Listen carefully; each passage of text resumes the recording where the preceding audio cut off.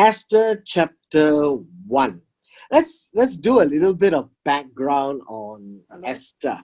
This is the map where the king was at the time. This is a Persian Empire. So you need to pay attention. This is a Persian Empire at the time of Esther. You can safely say that this is probably one of the largest kingdoms of the day. And this would be the kingdom of Medo-Persia. Now, Medo-Persia would be the Medes, and Persia would be today's Iran. But they have always been called Persia. Iran is actually a modern-day name. Persia is what is known, and I think it's still known. I have friends from Iran. They prefer to be called Persia. And so this is the idea of Persia. We are talking about Shushan, which is here, or Susa. So these are the few words. You should also remember that in Genesis chapter 12, Ur of the Chaldees, where Abraham first lived, is here. This would be Ur. And so this whole place is actually a very old area, and it keeps developing. We had the Assyrians, and you would see the word Assyria here. This is the small Assyria, and it's the same area. Then you get Babylonia, and then you get Persia, right? Sorry, Persia would be here. So this would be the entire kingdom of the Persian Empire. You call it Persian Empire because at this point in time, Persia would be the one providing the emperor. Now, Medo-Persia, they had two kings, alternating. The first one that came in was to set Babylon, to take over Babylon and to set Israel free. And you find the name of Cyrus. And book of Isaiah speaks about Cyrus being the Messiah, the anointed one by God, who was chosen to set Israel free and send Israel home. And so this is the story, the continuation of that story. Now, what's important about this whole story is this. We need to remember that we had Saul.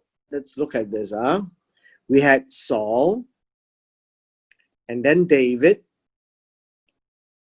and then Solomon. And this would be the way that the history of Israel progressed. After Solomon, we have the kingdom split. And the kingdom split this way, and this would be Israel. And this continues Judah. Because of the Davidic covenant, Judah was always kept, and Israel came to a certain point where it ended with the Assyrians. Now, Judah had a setback because they were also taken into exile by the Babylonians. Now, after the Babylonians were the Medo-Persia. And this book of Esther is set in that towards the end part of the Medo-Persia Empire days. So we're talking about somewhere around here. So this would be Esther. This would be here Daniel. Right? And somewhere along this line here would be Ezra,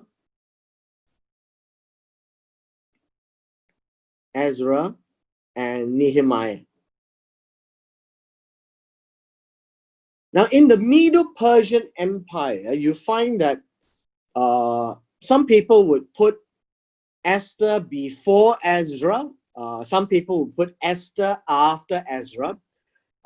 It doesn't really quite matter, because even when Ezra and Nehemiah went back to Jerusalem to rebuild the city and the temple, they were still under the Medo-Persian Empire control.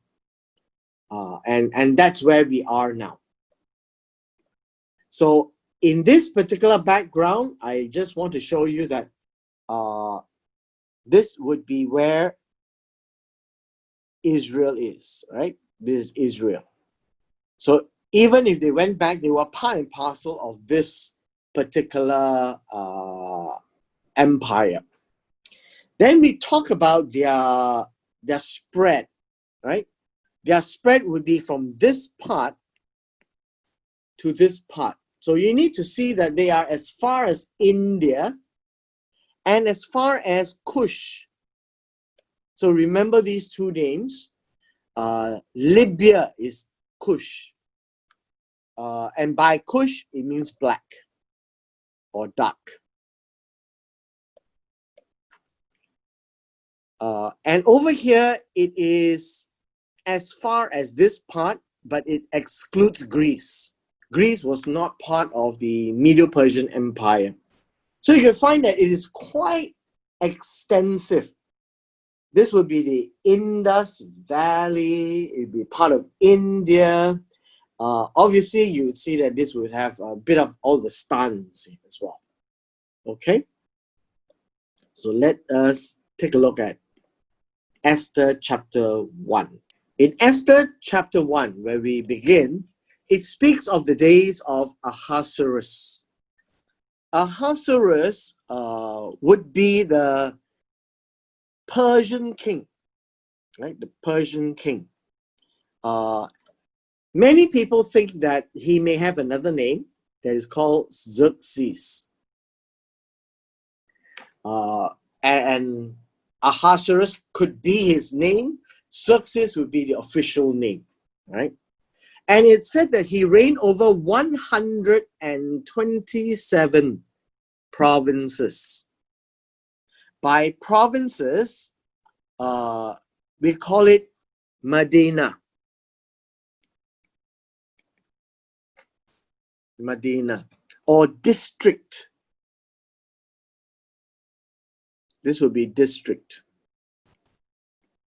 Now, whenever the Bible talks about district, countries, and all this, please do not immediately think of the modern day. It is the way that they separate out so that there would be a territory to rule. In our own context, you may call it a state, right? A state. And this covered from India. Now, the word India is actually the word Hodo or Hodu. Hodu. Right? This would be Hodu.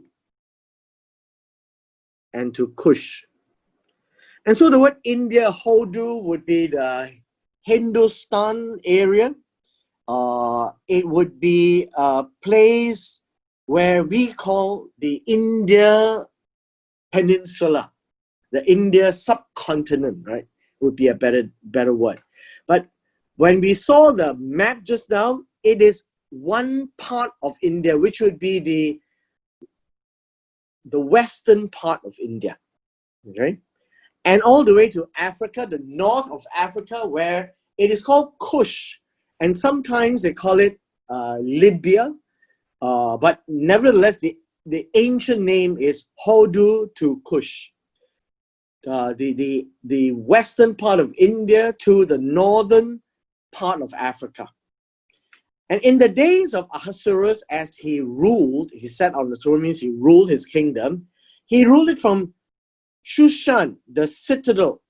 And that would be a palace of sorts.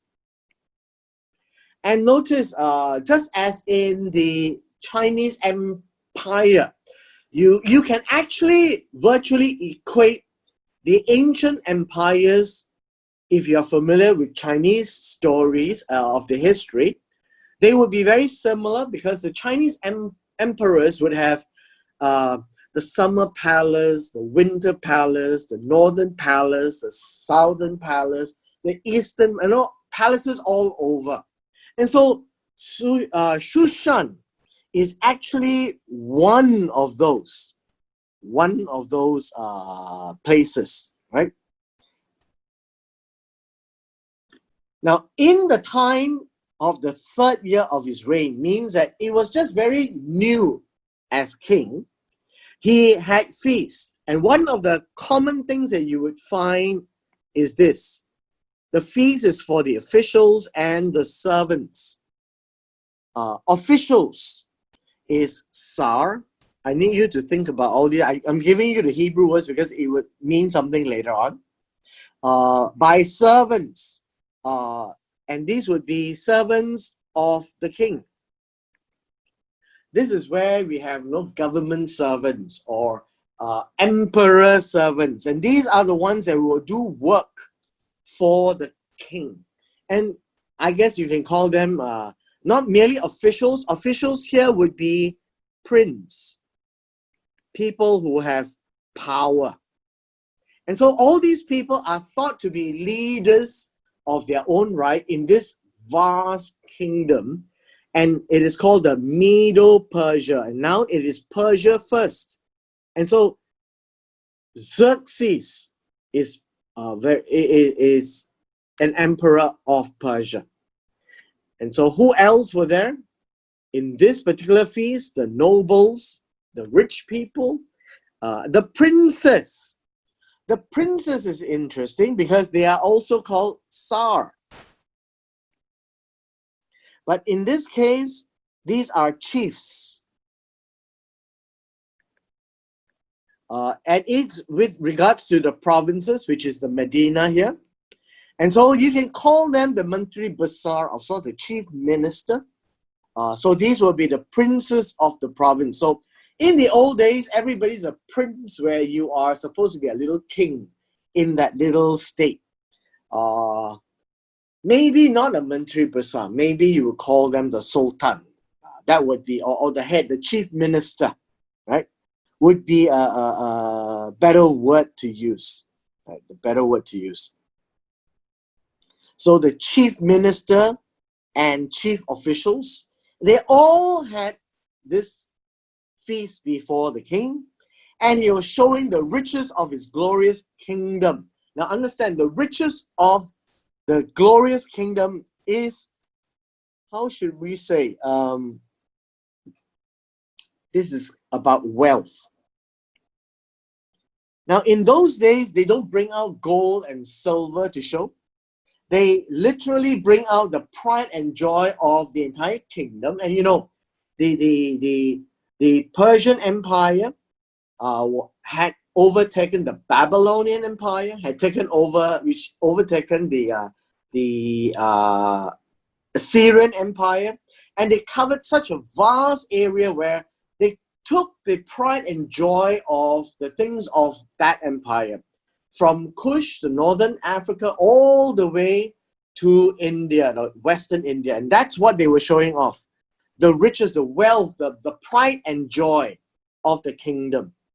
And the splendor of his excellent majesty.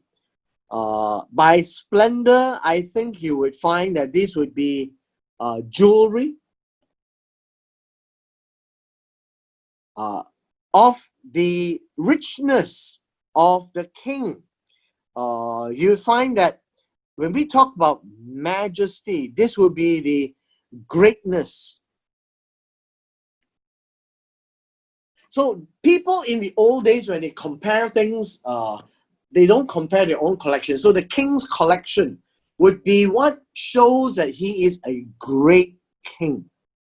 And so these are things that will show him to be very rich. He has the rare things. He has the pride and joy of the kingdom. And he's got all kinds of things to show. And he showed it for 180 days. And that's a long time. That's like half a year of feast.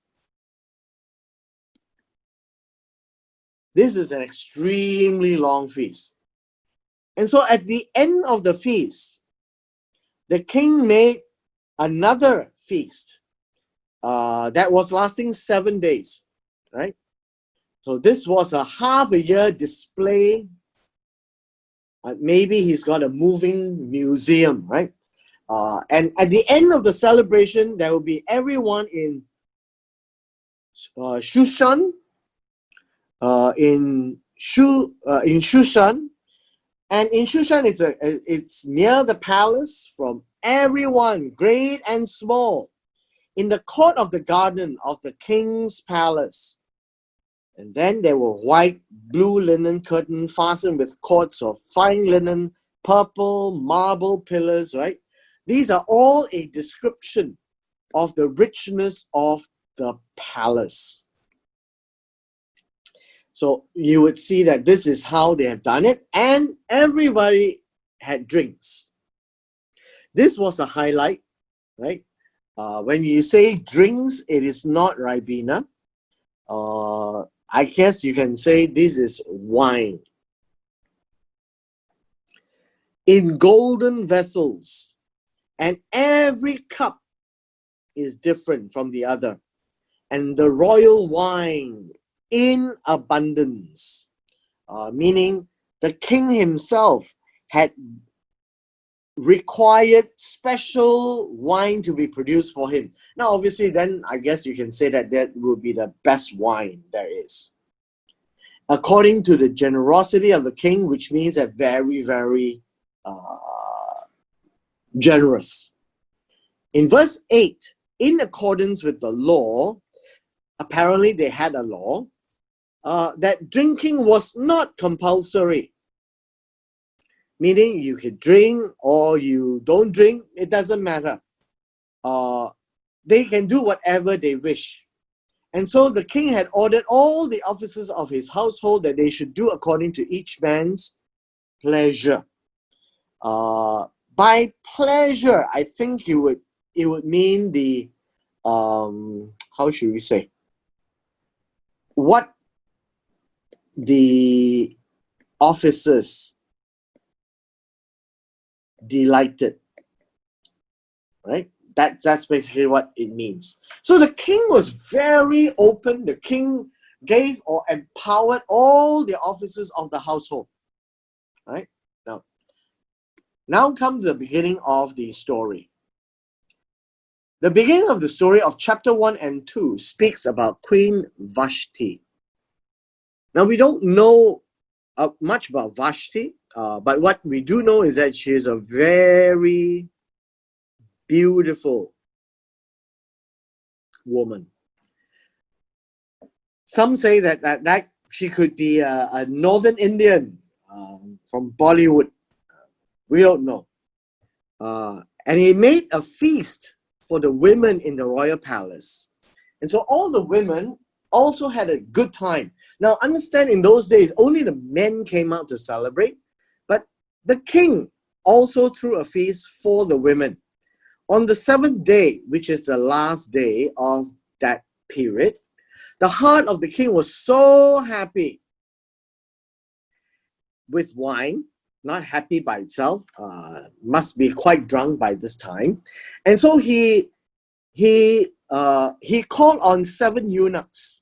Very interesting. Verse 10, they call them officials. And these officials appear to be using the same word. Now, I don't know why they use eunuchs here, or they call it officers. Officials in other places.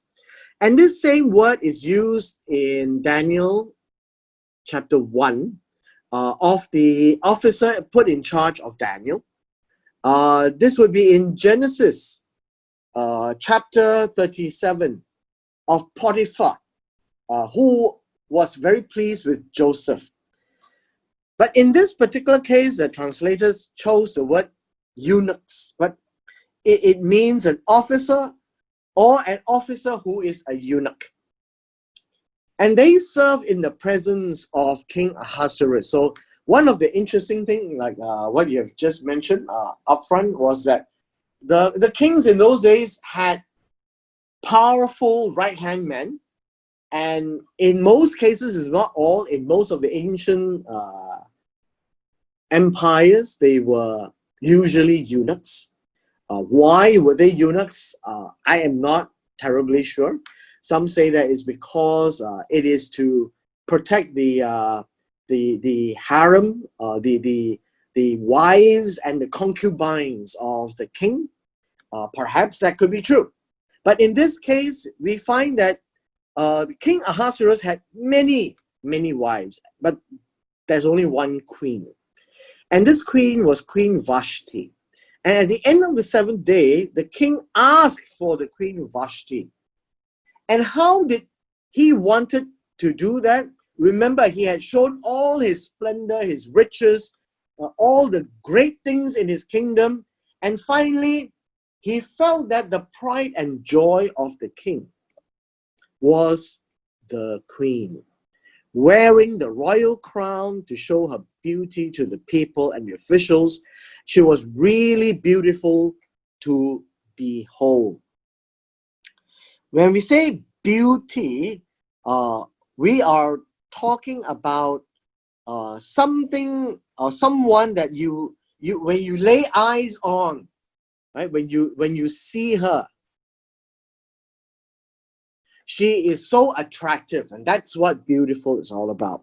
Now, we have seen this word applied to a few people in Genesis. One of them is Sarai or Sarah. The other one would be Rebecca. And you will also notice that when Jacob had his wives, Leah and Rachel, they were also beautiful. And so in this case, you find that Queen Vashti was very beautiful. Maybe a Miss Universe, a Miss World. But interestingly was that at this point in time when the king was happy with wine, and he doesn't think very straight, he wanted to show off because he has shown off everything in his kingdom, but the most important to him was the queen. That's where the story begins. And the story begins in verse 12. Queen Vashti had refused. This is a very crucial word. She said no. That's basically what he did. She said, no, I'm not coming back. Because she was sent by the eunuch, right? And the result was quite obvious. The king was furious. In this case, we know the word is angry. Now in Hebrew, the word angry has a reference to the nose. When the nose flares, he's angry. So when he says God is angry, it's speaking about God's nose flaring. That's the imagery. And when the king was angry, so they use the word furious. It still means angry, right? But how angry was the king? Well, it speaks about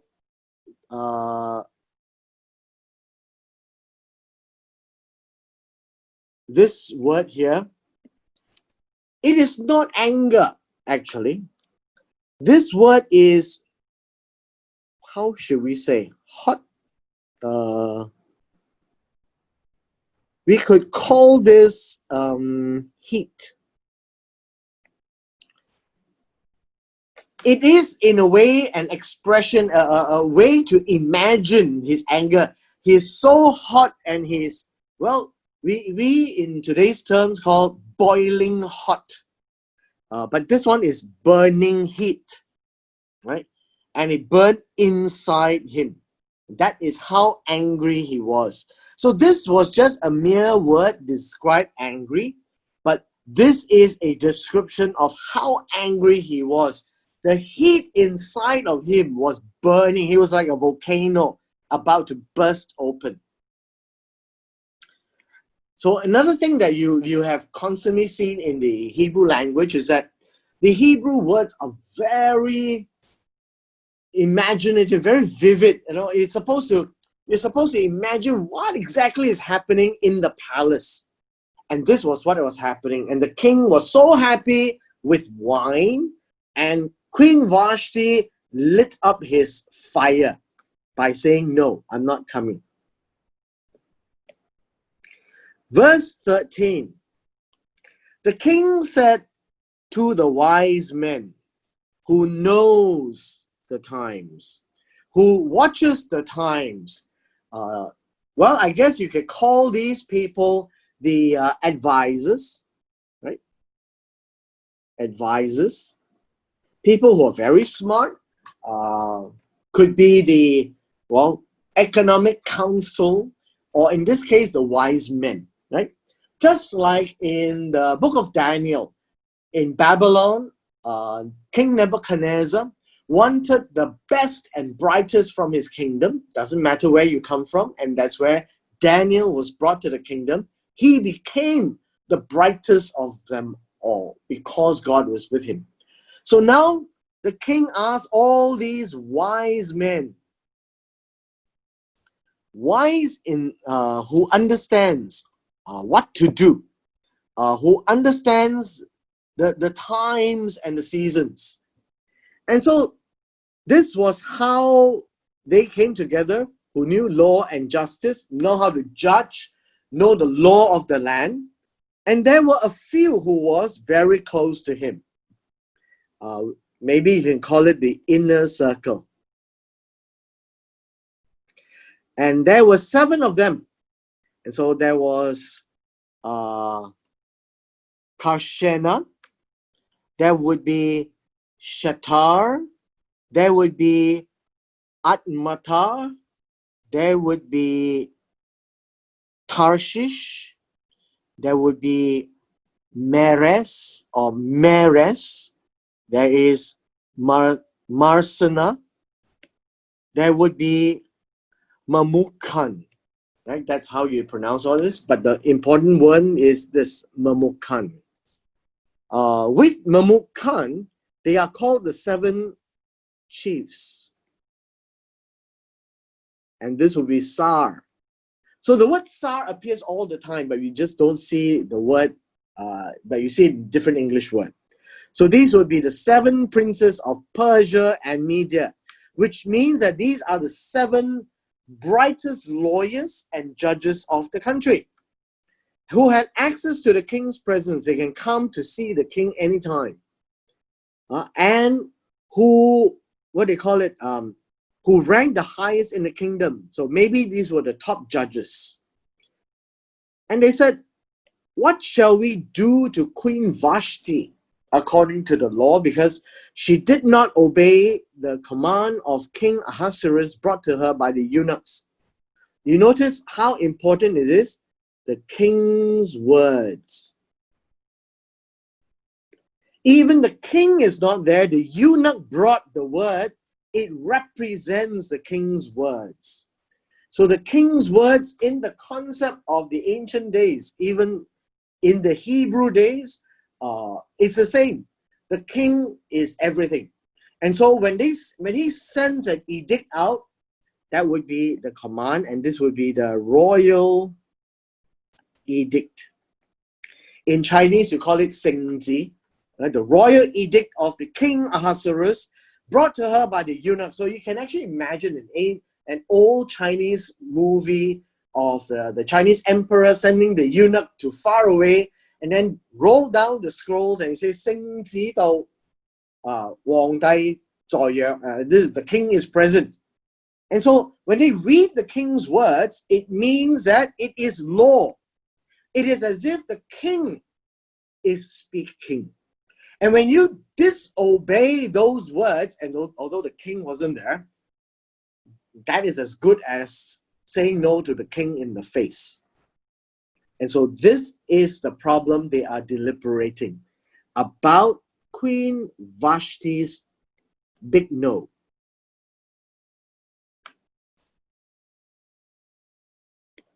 Verse 16. Mamukan was the 7th in that list. Memucan had answered the king and the princes, right? These are all the, I guess, the sultan, what you call it, the sultan or the chief ministers, right?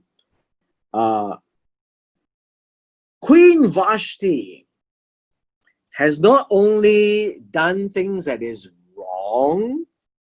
When you say wrong, in this case, it's how should you say? He broke the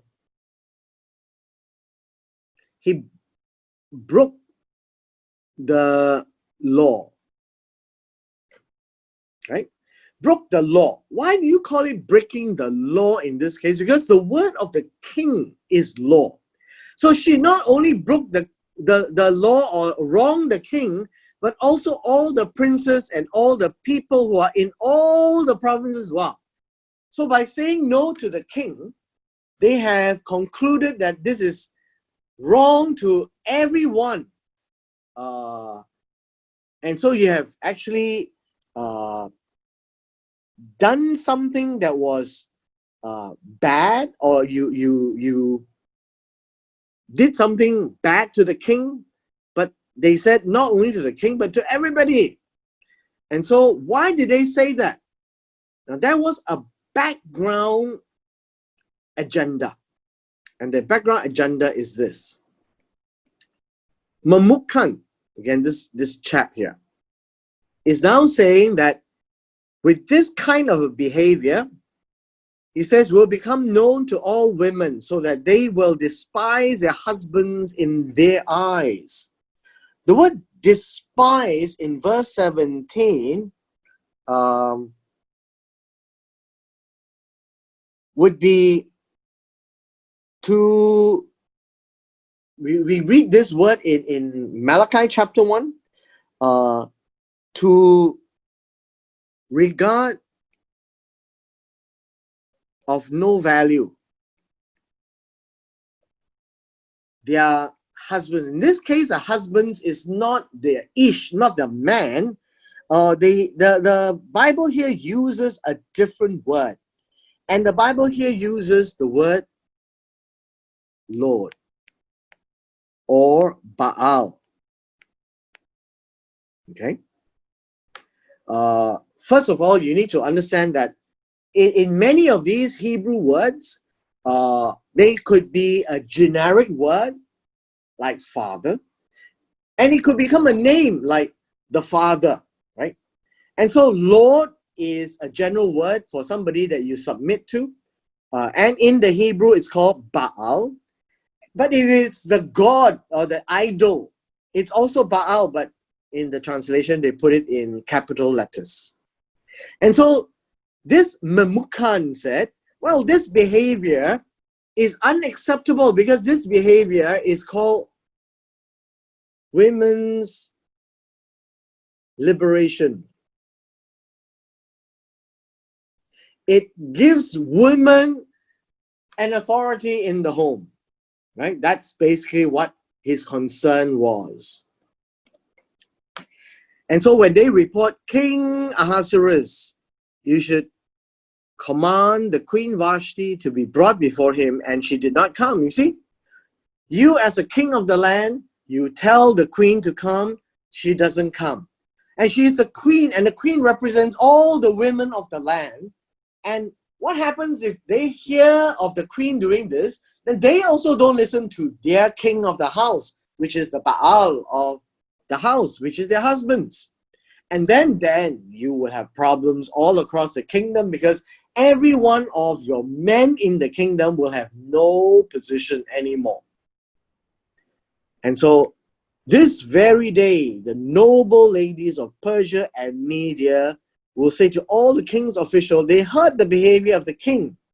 Thus there will be excessive contempt and wrath. There will be fighting all over the place. So if it pleases the king, let a royal decree go out from him. What is this royal decree?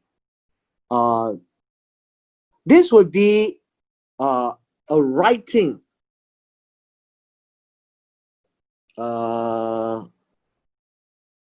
of an order. I guess you can call it a new law. So it says, a royal decree that comes from the king, put it in writing, this must be done, and you can call it a new law, right? It will come out from the king, and what would the king do?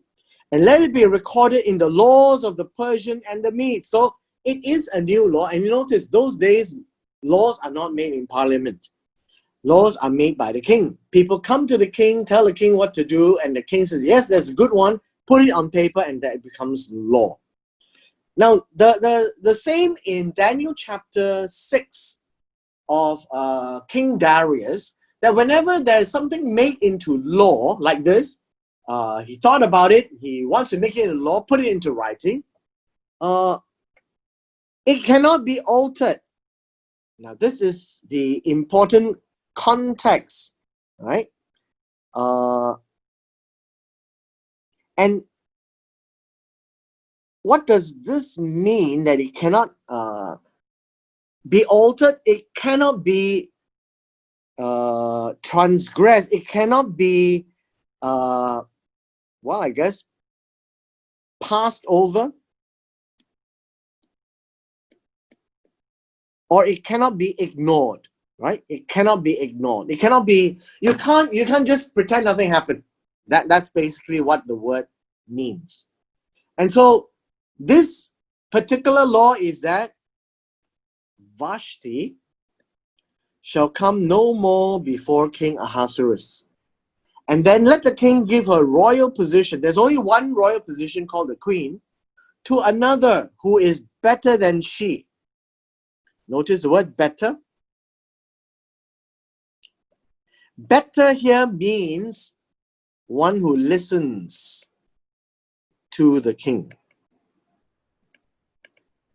Okay? When the king's decree which he will make is proclaimed throughout all his empire, for it is great, notice what the effect, the end effect is this. All wives will honor their husbands, both great and small. Meaning whether you are powerful, not powerful, whether you are dignitary, a noble, or a commoner. All wives. That's verse 20. All the women will honor their Baal, both great and small. You need to honor their lords. So they call husbands lords anyways, right? Baal. So now we have this. This chap, Memucan, is very sinister. And he is so afraid that the women throughout the land will behave like Ishtar, Vashti, right? And so this is now the law right here. So just remember all this. This is to make sure by law, all the women of the household will honor. That's the word here. Will honor. Now, when you say honor, what does that mean in verse 20?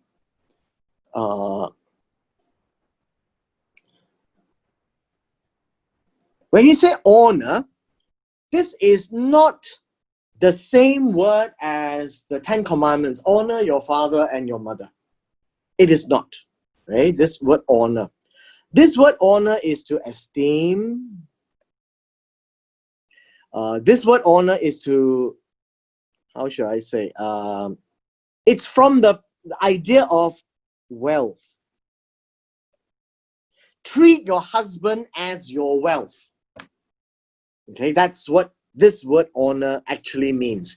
That he is precious, he is priceless, that's the honor and the dignity of the wife. That's what this particular law is saying. It is not honor as to pay weightage of the Ten Commandments, honor your father and mother. It is to honor the husband or their lords as if that was their own gold and silver. Okay, that's how this is expressed. The interesting thing is you find that this way of expression is only here in the book of Esther, primarily a lot of this, so that you know that the husband is a precious, right? Is precious in their sight. Treat your husbands as precious. That's the new law. Now, at the end of chapter 1, you find that, wow, this kind of suggestion by this chap here, Memucan, is so pleasing to the king and the princess, and the king did according to the word of Memucan. Then he sent letters. Notice this all has to be written, right? All has to be written. This is important because in the later part of Esther, all these cultural experiences comes into play. It has to be written, and then it becomes law. It cannot be ignored. It doesn't mean that it's changed. You cannot ignore it, right? And it's sent to all the king's provinces, and you notice how many? 120. Each province in its own script, in its own writing. Okay. What does it mean in its own writing? Because the empire is so big, remember it's from Kush to India, and this would be West India. And so the writing of people from east to west is different. But there is another thing. The language is also different. So the Medo-Persian Empire is very mindful. They were not like the Greek and the Romans. Everybody must speak Greek. Here they retain their writing as well as their language. And so the law was written in their own language, spoken and written, that each should be master in his own house and speak in the language of his own people. So they come back and they speak and teach them in their own language. So they will not, how we should say, they will always understand because they're speaking in the mother tongue, right? The tongue of the people. We call it tongue.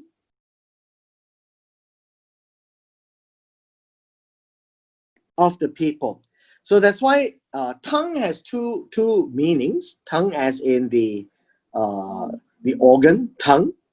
But tongue as in the language, like mother tongue.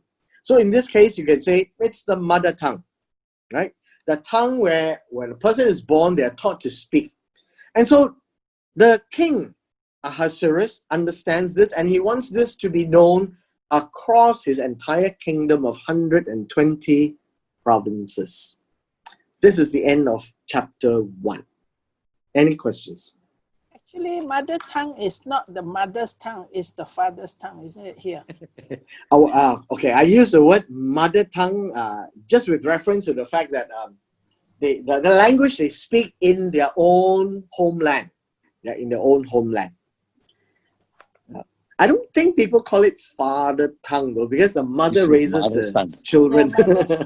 But so they call it the mother tongue. But actually it's a language of the land, right? Language of the people group. Of the people group. Now this word people here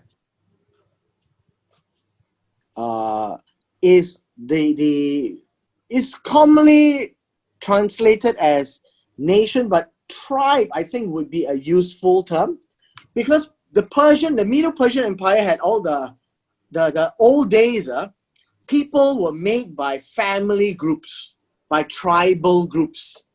And so each tribe speaks their own language. So maybe it's a tribal tongue. Okay? People is just a modern word. I think tribe is a good word. I remember in ancient China, all the people who spoke the same dialect lives together.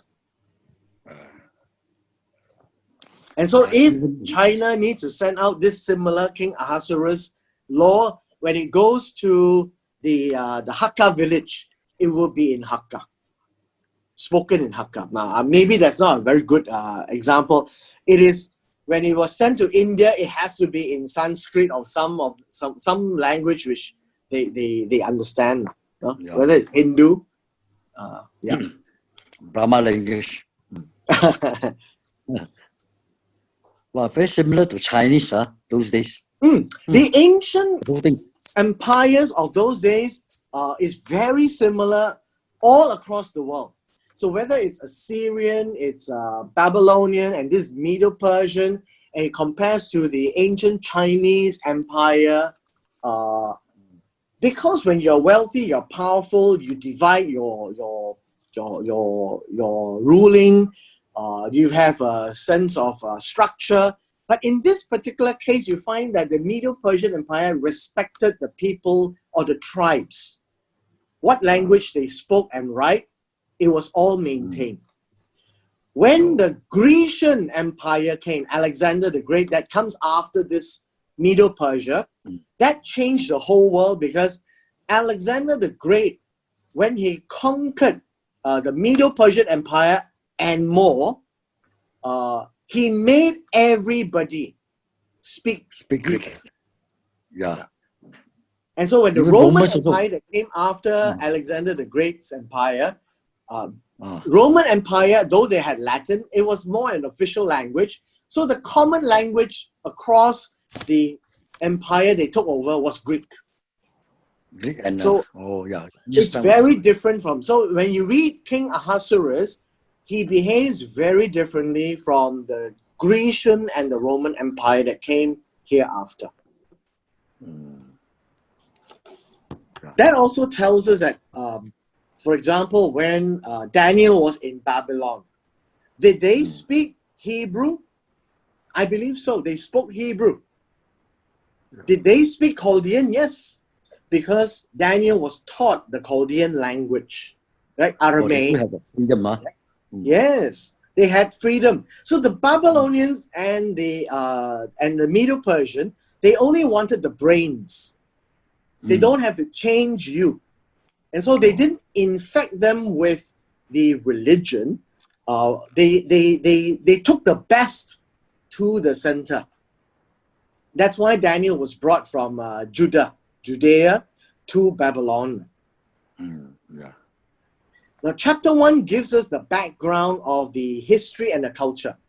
So oftentimes when we say, oh, when you study the Bible, you should have a good handle of the customs and the culture and the practice.